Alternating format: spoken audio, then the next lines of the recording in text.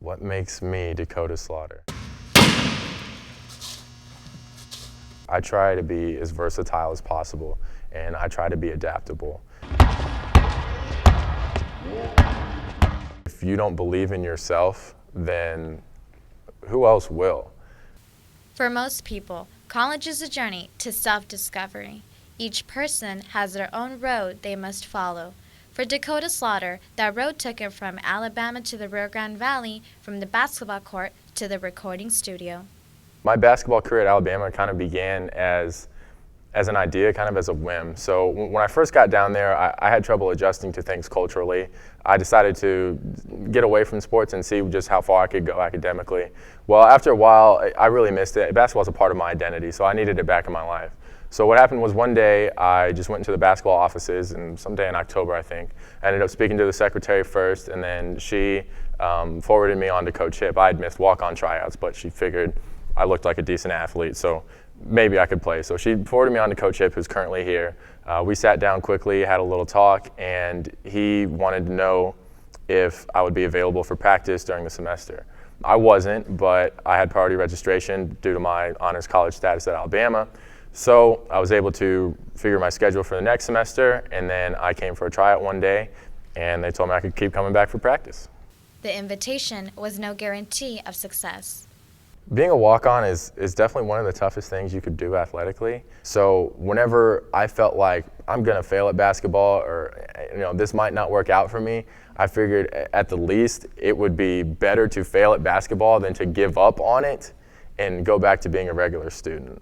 With 1 year of eligibility and needing to transfer, a previous mentor reached out. So later, Coach Hip got in contact with me and we started working some things out. I came down on a visit, and what I was looking for was fit and opportunity. So I saw the fit in our style of play and the motion offense, being able to use my basketball IQ, and then the opportunity was there for me to come in and immediately impact the team and contribute. The greatest challenge for him is going from a walk-on that earned a scholarship and played some minutes to now contributing on a higher level, okay? And it's a whole new thing for him, okay? The amount of minutes he's playing and contributing right now is a whole new role, and he's got to develop his confidence and learn to perform at the rate that I know he can perform at. Slaughter's contribution to the team does not end on the court. Ambition to take on new challenges led to this. What happened was Chelsea Blakely, who has some special title, she's basically director of sports marketing. She approached me towards the beginning of the year saying, hey, we saw some school projects you did at Alabama. I did a rap video about accounting, an inventory costing method, and then I did a parody video of another rap song. So she saw those and said, okay, you have some talent, you have some special ability. I think you can use that for us. So my goal with V's Up, which I hadn't thought of the title until the song was mostly written, I wanted to get something that unites the school and that everyone can rally behind. So athletically, they talk about the hashtag #WeAreOne. So I wanted to kind of have something that people from Brownsville and Edinburgh and everyone all across the valley can relate to and rally behind in support of the athletics. From basketball to music to the classroom, Dakota can be held as an example of success. But that drive has to come from somewhere. This power forward knows where.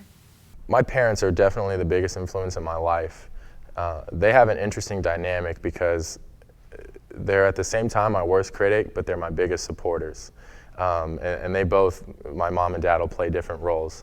Usually my mom's the tough critic, and my dad thinks I'm the best thing the best basketball player at times, and my mom will always remind me of what I've done wrong. But at the same time, they're always both there to support me.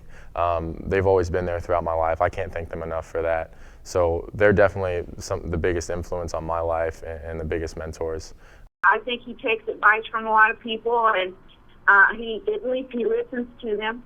And so I have to admit, my son's always been in a position where if he's in a difficult situation, he's willing to listen to someone, even his mom, even his dad, or a friend, or someone he just met. He's a good listener. So I think to meet him and know him, you would see why Dakota's the way he is. Once you get to know him, then you're like, that's it. He's just one of a kind. Dakota can say something and they listen because they know he's trying to do things the right way. And he's got the experience to do that, and he's got the intelligence to speak at the right times and bring up the right things. And And sometimes, you know, your best friend is not necessarily the guy that's telling you what you want to hear. It's that person making demands of you, and that understands that sometimes no is the positive thing. So Dakota has that ability. What's next for Slaughter is still to be determined. He may go play professionally, begin a career as a coach, or go on to become a successful businessman, each one a step to Slaughter's road to self-discovery.